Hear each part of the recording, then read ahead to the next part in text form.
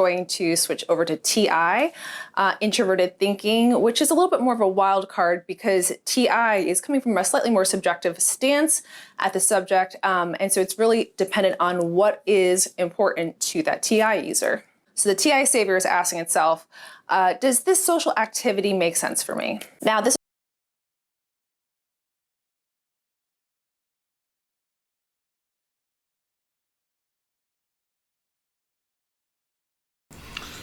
Okay, so this is an ongoing problem I encounter with people who aren't TI users is they don't define their terms and they end up saying things that she knows better, she should know better, right? So I've explained TI and TE very clearly on multiple occasions. She's never meaningfully disputed it. She never disputed it at all as far as I can tell. She's heard my explanations. An interested calculus is introverted feeling. A disinterested calculus is introverted thinking. We know that's the case because introverted thinking cares about what is relatively absolute.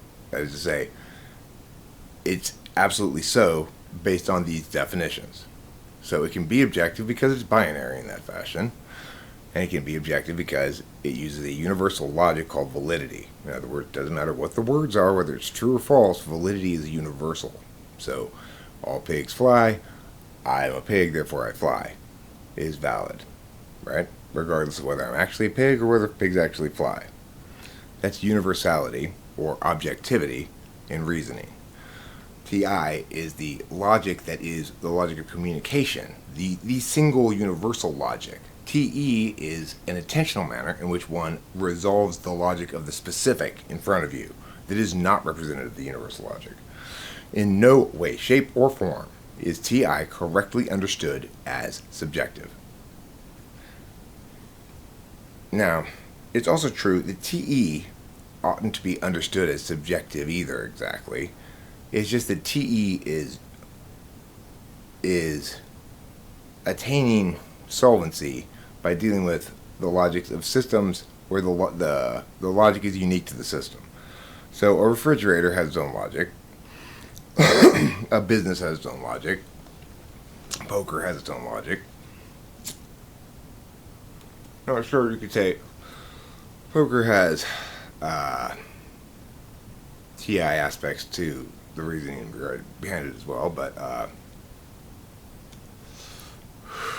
the point is, extroverted thinking is how a person chooses to deal with the world through a set of particularist logics. That's not necessarily subjective because extroverted thinking is not a true judging function. It's neither objective nor subjective. It's a way of interfacing. It's a frame of reference. So Lindsay here is, of course, projecting everyone's her frame of reference onto everybody when she assumes that because TI is not linking its validation to some sort of concrete outcome, that it's somehow less objective. Quite the contrary, madam. Quite the contrary indeed. The fact that you want specific concrete outcomes for yourself and others is indicative of the fact that fundamentally TE is tied irrevocably to the single source of all subjectivity, introverted feelings. So you know this too. This is the thing, LiJo. You know this. I've explained it many times. You're a smart woman. And the thing is, if you gave a good reason, except that TI is closer to the subject. So the thing is, introverted feelings are not subjective, and extroverted feelings are objective. It doesn't work like that. It's crazy to even think that, right? We know I can be an objective judge of something or a subjective judge of something. If I'm a referee of a game and I'm always blowing the whistle in favor of my own home team and against the opposing team, then maybe I'm not being an objective judge. And if I'm trying to play it fair, then I'm being an objective judge. That's a disinterested calculus.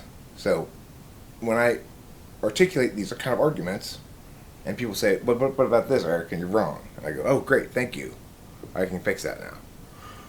That's being objective about my own argumentation. I'm not interested in holding on to the status of being correct. I'm interested in actually being correct. So, the thing is, it's true that that status of correctness will be relative to the definitions and the context in which the discourse is occurring. But the alternative to relative absolutism, which is TI, is absolute relativism, in which the thing is absolute to you, absolute relative to you. There is no real universality through that frame of reference. So, this is one of the problems that analysts typically have, is a difficulty navigating these multi-frame reference points like this, and you clearly have in this instance. I say that objectively with my TI. Why? Because I've won all the arguments about this myriad times over, 1,000,000 times over.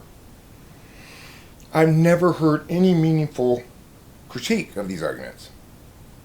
You've never made one that I've heard anyway. So, oh, fuck no, is my response to that.